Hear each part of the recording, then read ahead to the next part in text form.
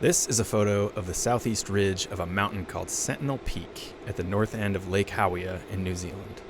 The guy in the photo is my friend Martin. I took this photo on March 6th on our way down from the summit of Sentinel Peak because, look at it.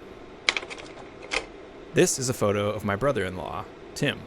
He's Australian, but has been living in New Zealand for 8 years now, after he and my sister-in-law, Whitney, got married. When I got back to his house after coming down from Sentinel Peak with Martin, Tim said something like, "Well, now you should do Corner Peak." This is the previous photo of Martin, cropped. Corner Peak is the one with the yellow highlights above it.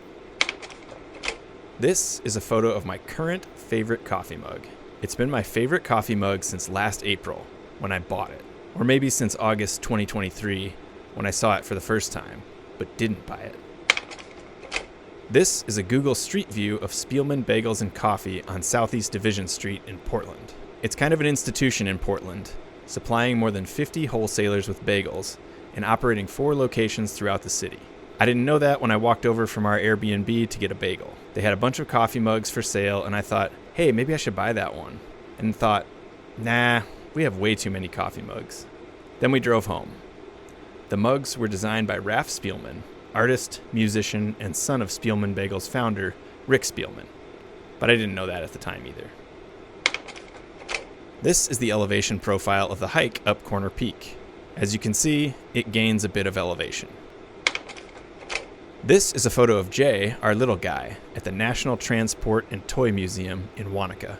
By the time I started poking around the internet looking for info on Corner Peak, we had already had a very full trip to New Zealand. I had run the Motatapu Ultra and then had a couple days of hiking some steep peaks with Martin and some nice trail runs, all while juggling childcare with Hillary, trying to work and getting our taxes done. We were starting to think about our trip home, but still had a few days left. This is a photo of the playground down the street from Tim and Whitney's house, which we visited just about every day because Jay loved it. Also, there was a food truck at the north end of the park where they sold large orders of French fries for 11 New Zealand dollars. You can see Corner Peak from the playground. I told Tim he should hike the peak with me, since he hadn't done it before, and he was tentative, but seemed maybe into it enough to go with me. This is a photo taken from the beach at the south end of Lake Howea. That's Hillary's head poking out of the water. She loves to swim in cold water. Jay did not love watching her swim in the lake, especially when it was windy and there were big waves. As you can see, Corner Peak is quite prominent on the east side of the lake. This is a photo of the road from Wanaka to Lake Howea. We drove this road many times, coming back from the grocery store in Wanaka, and the Wanaka skate park, which Jay loved, and the playground in Wanaka where they have a giant slide shaped like a dinosaur, which Jay also loved. At certain points, the gap in the trees above the highway feels like it's filled with the southwest ridge of Corner Peak. This is a rendering of human rhinovirus 14, one of the viruses that causes the common cold. Tim and Whitney's 14-month-old daughter caught some sort of bug, and then Whitney got it, and then Tim got it, and the morning we had decided to do Corner Peak, he was definitely not feeling good enough to go. It was also quite breezy in Lake Howea, which probably meant it'd be windy on Corner Peak. I decided I'd go up by myself and see, and if it was miserable and or dangerous, I'd turn around and come down. This is a photo of our cabinet of coffee mugs at our house in Missoula. It's basically one in, one out at this point. It is very hard to make a case for buying yet another coffee mug. As you can see, we could probably each use a different coffee mug every morning for 2 weeks and still not run out of mugs. This is a photo of the sign for the Corner Peak route. From the trailhead, you hike and run some single track, then take a 2-track road, and after about 0.8 of a mile, you get to this. And the route starts, climbing on steep single track. It would have been nice to have Tim to hike with here, but I also remembered that he kept saying he wasn't in great shape right now because he has a 14-month-old kid, a full-time job, just moved into a new house, etc., etc. And that I'd told him he could use my trekking poles. This is a photo of some sheep. It is a unique feeling to toil in earnest, chugging up almost 2,000 feet in 1.5 miles, and find hundreds of sheep just chilling there as if they had wandered over from the tiki bar on the other side of the pool. At this point, I was quite happy Tim had decided to bail, because he's a great guy and all, but holy fucking shit was I glad to have trekking poles. And I wasn't even halfway to the peak yet. This is a photo of Corner Peak. It's the pointy one in the middle, under the cloud shadow. This is a photo I took 12 minutes after the previous photo. The route is marked by these orange-topped posts, which gives you a bit more confidence that it goes through there somehow. Sort of. This is a photo of a section of the sheep fence. The fence winds up and over and through what feels like very improbable terrain, and probably really annoying for whoever had to hammer in all those T-posts. I assume a helicopter delivered them up here somewhere, because if not, wow.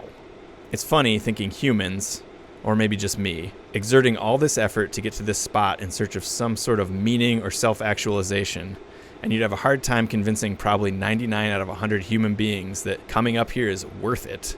And yet, they have to build a fence up here to keep sheep out in case, they amble over here in the middle of lunch.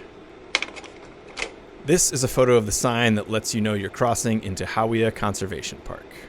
It also says there is, quote, no poled route to Corner Peak, unquote, and, quote, suitable for very experienced parties only, unquote.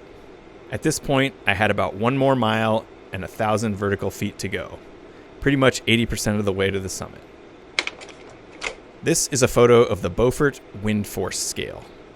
About halfway through that last mile, the route crosses a saddle, and at that point, the stiff breezes I'd been feeling were funneled into a steady blast across my path. Not quite enough to knock me down, which would be 70 miles per hour, but definitely strong enough to turn my steps into a stagger and make me cautious about the cliffs 10 feet to my right. So maybe strong gale? Also enough to make me wonder if maybe I should turn around? But the summit was right there. I had trekking poles for balance, and I was an experienced party. Wasn't I? This is a drawing representing one interpretation of a human life. There are no numbers for age on it, because lives are different lengths, and I think people evolve differently. The idea is that life is divided into 2 periods. The first, when you think you'll have time to come back to a certain place again in your life, and the second, when you think you might never have time to come back to a certain place again in your life. It could be halfway around the world, or with a friend at a breakfast place a mile from your house. Depending on the situation, this idea can be a motivator or dangerous. This is a photo of the other side of my favorite coffee mug. About 7 months after the first time I saw this coffee mug in Spielman Bagels and Coffee, I happened to be back in Portland for a book event.